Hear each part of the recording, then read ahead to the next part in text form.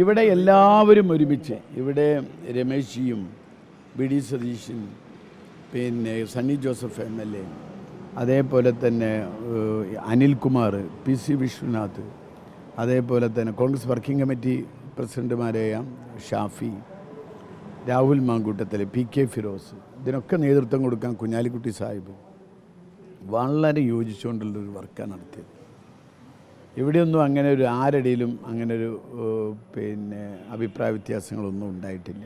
യോജിച്ചൊരു work, വളരെ യോജിച്ചൊരു വർക്കാണ് നടത്തിയിട്ടുള്ളത്. അതിൻ്റെ റിസൾട്ട് കൂടിയാണ്.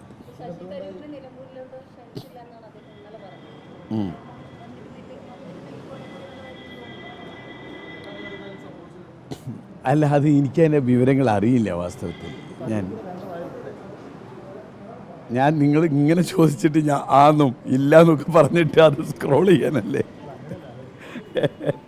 ഞാൻ പറഞ്ഞു, ഞാൻ ആ കാര്യത്തെക്കുറിച്ച് വാസ്തവത്തിൽ എൻ്റെ അവസ്ഥ എന്താണെന്ന് വെച്ചാൽ 10 ദിവസമായിട്ട് പത്രം കണ്ടിട്ടില്ല, ന്യൂസ് വായിക്കാൻ പറ്റിയിട്ടില്ല, ഒന്നും പറ്റിയിട്ടില്ല.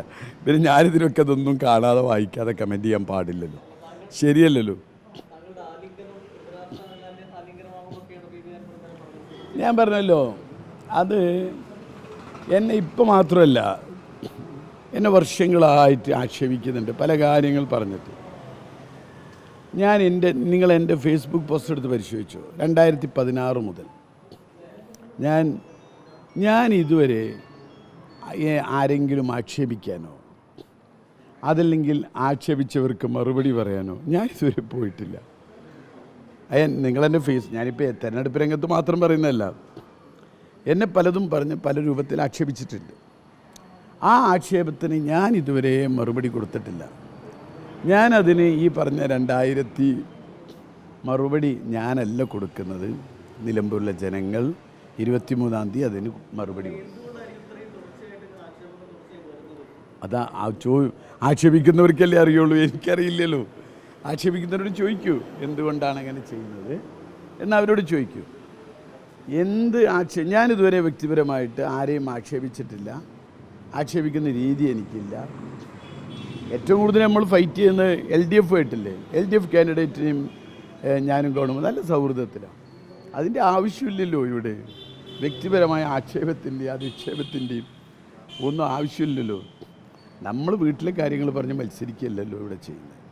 ഇവിടെ നമ്മളൊരു പ്രത്യേക ഒരു നിലപാടും ഒരാശയവും ചില മുദ്രാവാക്യങ്ങളും മുന്നോട്ട് വെച്ചുകൊണ്ട് നീങ്ങുകയാണ്. അവിടെ വ്യക്തിപരമായ അധിക്ഷേപത്തിൻ്റെയും ആക്ഷേപത്തിൻ്റെയും ഒന്നും പ്രശ്നമില്ല. പിന്നെ അതുകൊണ്ട് തന്നെ ഞാൻ ഇതുവരെ അത്തരം കാര്യങ്ങൾക്ക് മറുപടി പറയാറില്ല. അതിന് മറുപടി നിലമ്പൂരിലെ ജനങ്ങൾ 23-ാം തീയതി നൽകും. നിങ്ങൾ എന്ന് പറഞ്ഞാൽ നിങ്ങളത് പറയും, 20,000 ഭൂരിപക്ഷം കിട്ടും, ആര്യാടൻ ഷൗക്കത്ത് എന്ന് നിങ്ങൾ എഴുതി കാണിക്കും. ഞാൻ പറഞ്ഞല്ലോ, ഞാൻ ആദ്യം മുതലേ പറയുന്നുണ്ട് ചരിത്ര ഭൂരിപക്ഷം. നിങ്ങളെന്നെ ദിവസവും ഓരോ മണിക്കൂറിൽ കണ്ടാലും നിലമ്പൂർ അസംബ്ലി തെരഞ്ഞെടുപ്പിൻ്റെ ചരിത്രം ഭൂരിപക്ഷം